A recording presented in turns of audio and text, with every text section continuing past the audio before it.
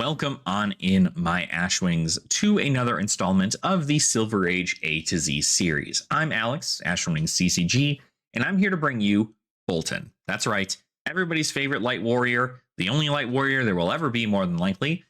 And Boltyn has there's a lot of people who have a lot of love for Boltyn, and I've wanted to make Boltyn work for a long time. Before the NIMBY ban, Boltyn was pretty good, being able to play NIMBY Nimbalism, almost like their classic constructed counterpart.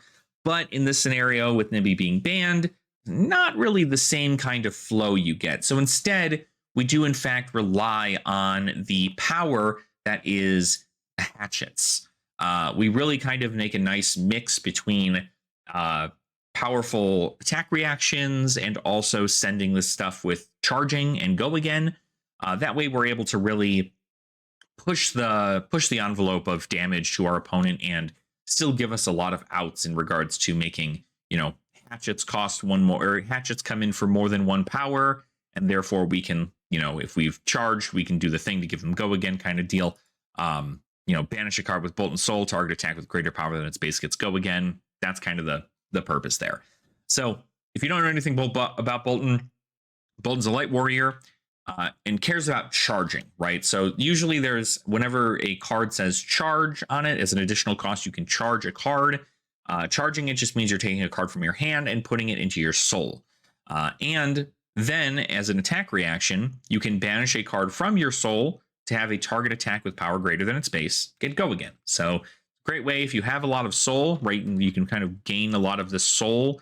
And then towards the end of your game, you can just kind of send, big damage, give it go again, damage, go again, damage, go again. But I think the more important part about playing Boltyn is this top text, is that if you have charged, your attacks get +1 while defended by an attack action card, which means that if your card comes in for 3 and your opponent blocks with a 3-block attack reaction, it'll get bumped to 4, and then you can use Boltyn's attack reaction because its power is greater than its base.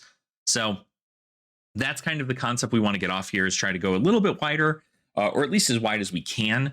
And I at least think that the concept of using the hatchets here, Hatchet of Body and Hatchet of Mind, which pair well with each other, they do tend to provide a lot of value when it comes to whittling down your opponent.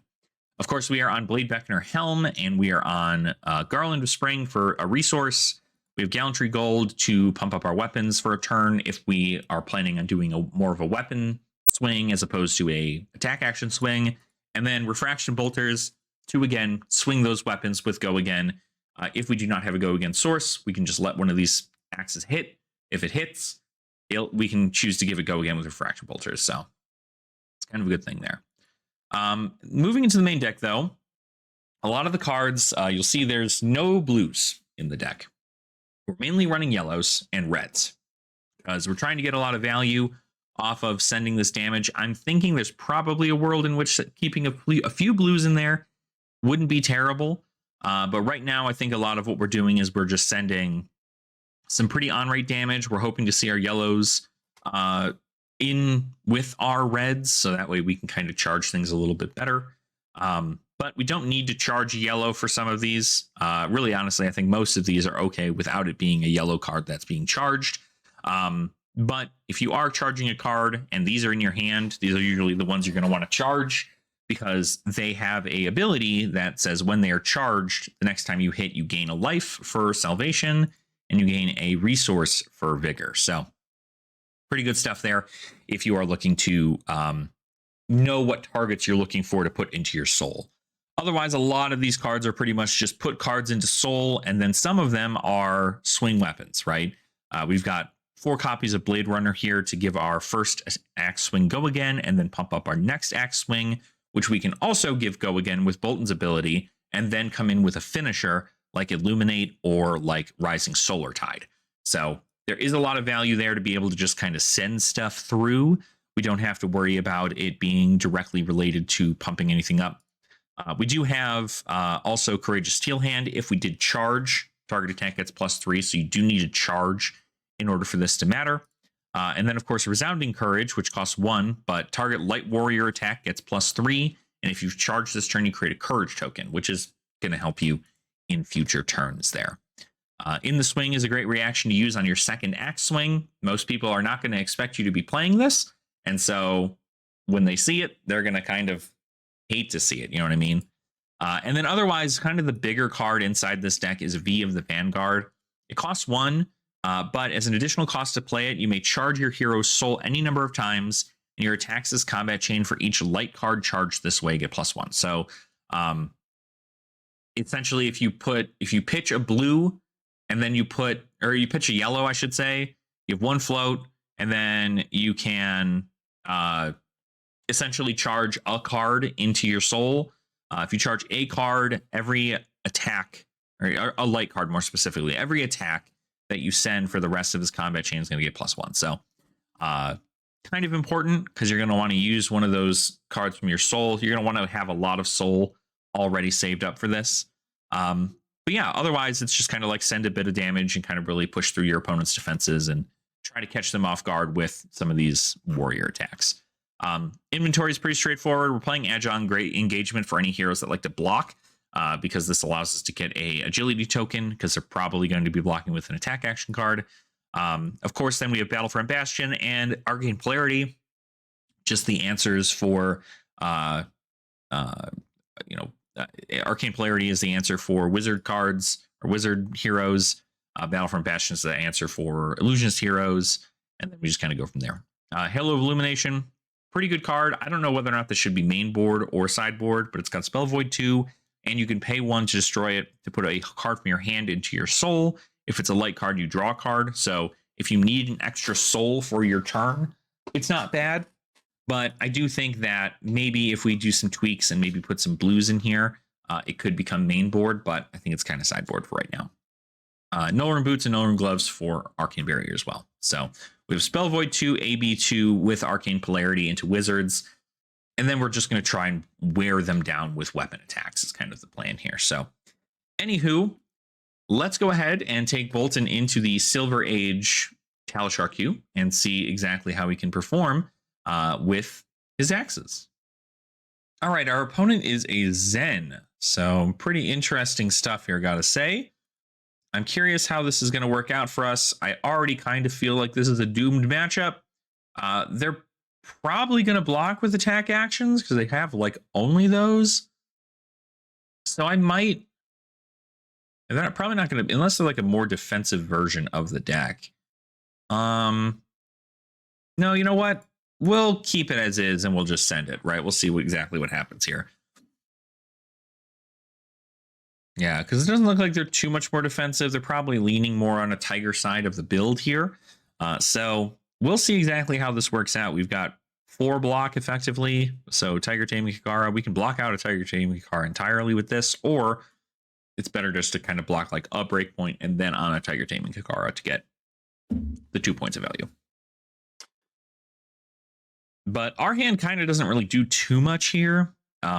We have a Blade Runner to be able to kind of send a weapon attack. But we need a yellow.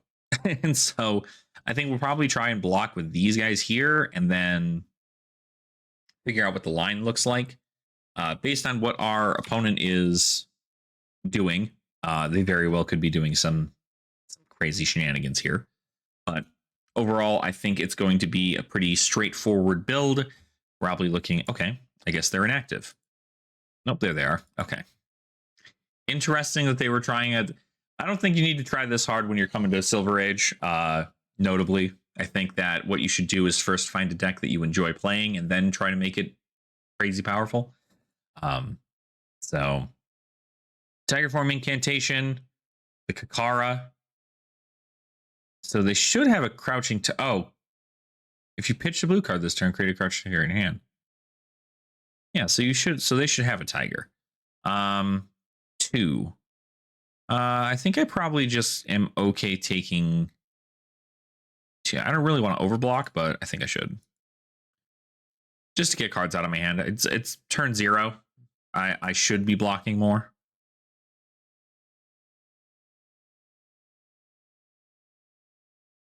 We'll see if this tiger comes in for 1.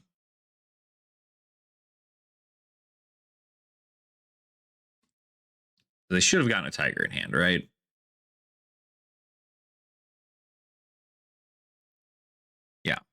There's a tiger. Should be coming in for 1. There's a preserved tradition, so they're going to be able to do some more here. Oh, that's right. Yeah, +1 on that. So that tracks. Let's get. Well, they're probably going to transcend. I'd almost rather. No, you know what? We're going to get a whole hand. Let's just use our whole hand next.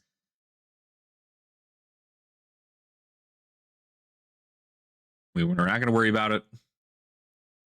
They won't have another tiger. They're not going to pop another tiger. They're probably going to go get if I were to guess, a pouncing key. 100 wins. Very interesting. Okay. 100 wins for 3. Sure. I'll give you 3. They have another 100 wins for 4. I'll give you 3. And I'm not going to block with armor this early. I'll take 1.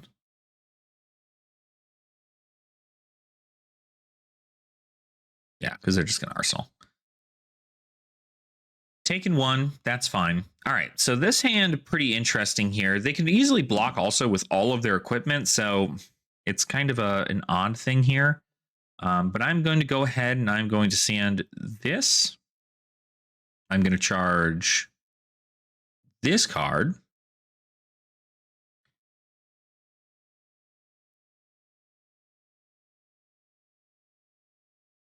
So if they block with a attack action, this will go up to 4. And then we can give it go again and send an Illuminate to get another card into our soul. And then, of course, we can Arsenal Bolt of Courage. That's where I'd like to be, theoretically. Okay. Interesting, they're going to give me... Oh, I guess this is probably an attack action. Blocks for 2. It's fine that we get their equipment this early, though. I like that. I like that. Okay. We are going to Boltyn. Give a go. I also could send a Hatchet instead, preserve some cards.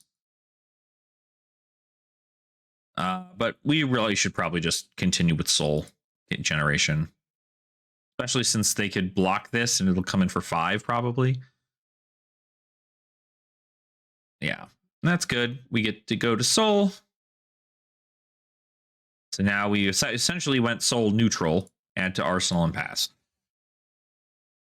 And they're down 1 card, and it's a Biting Breeze. That's pretty good. They probably have a... Okay, well, that's really good for them.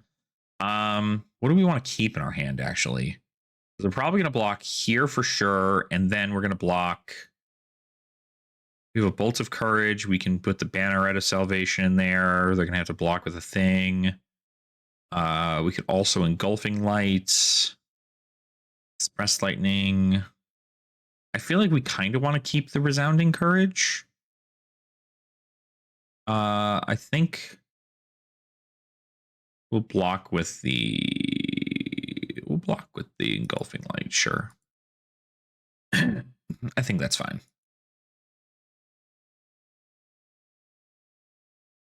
Crouching Tiger, 0, sure.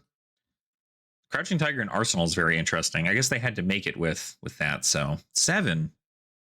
It's pretty good. I don't know. I kind of think we can just block a little bit here. Take 5, go down to 14, keep them off some stuff.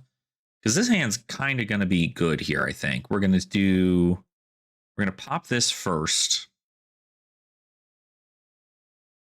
Yeah, we'll just pop this. This will be fine. We're going to send a Bolt of Courage. We're going to charge a Banneret of Salvation. So we're going to try gaining life.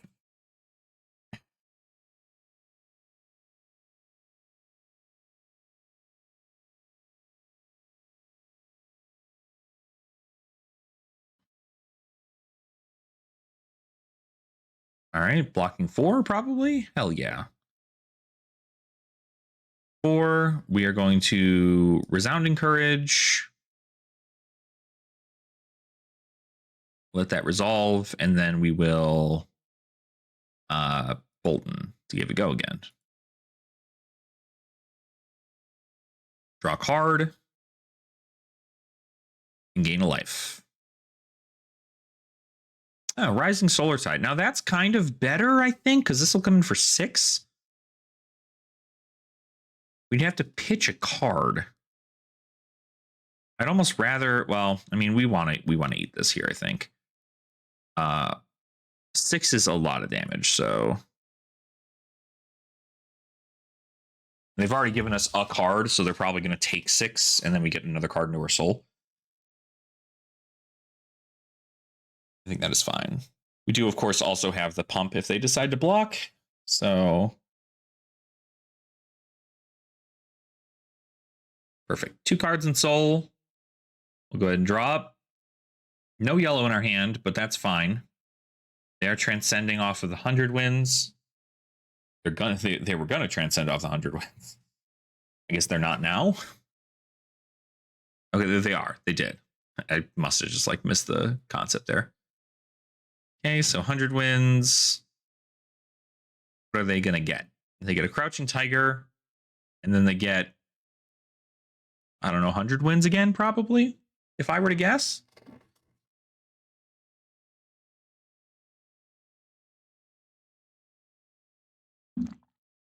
If I were to guess,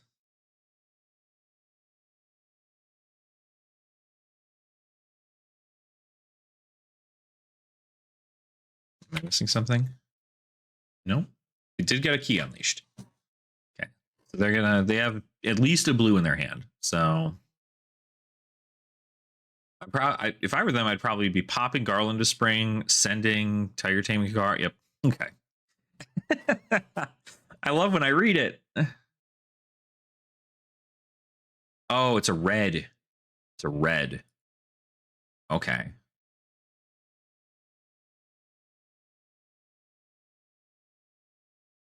Seven's a lot. I think we maybe just block 6. Maybe charge a card.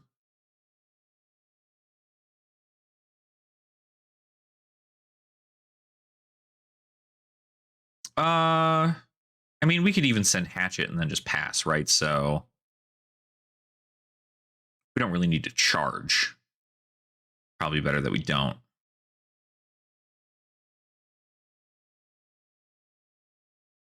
We will send a Hatchet. Pitching. And if they really don't want to block this, then we can probably even send 5 at them, which is going to be pretty good for us, I think. Because I'd imagine they're going to try to kill us, try to want to kill us. But okay. Cool. We ripped a card from their hand for nothing. So we'll put a card in our arsenal. I think the true question here is how frequently are they going to be? Okay, they did not have a thing. This 3. I think I have no problem taking 3 here. Now that we have like a pretty solid hand here, actually. 0. Key Unleashed again? Crazy work. Okay. Can I kill them, though? Can I kill them? This is Beaming Bravado into this, into that, into pitch to Hatchet to pitch into Illuminate. So 4, 7, 2, 4, 9, 11. Yeah, probably. I mean, I could probably kill them.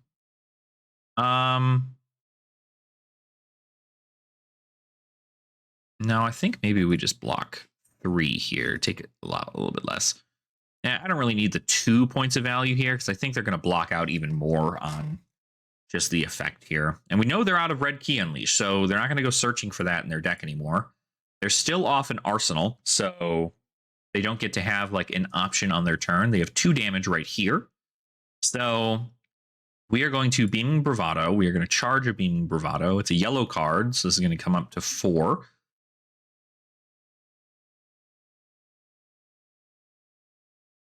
And we don't really care that this hits. We could probably get go again and just like send this and send this and then pump it here. But we're sending 8 still, lethal. Well, we're sending more than 8. They don't know about it, though. They don't know that we're sending 8. Okay, 5. They're like, oh, wait a minute.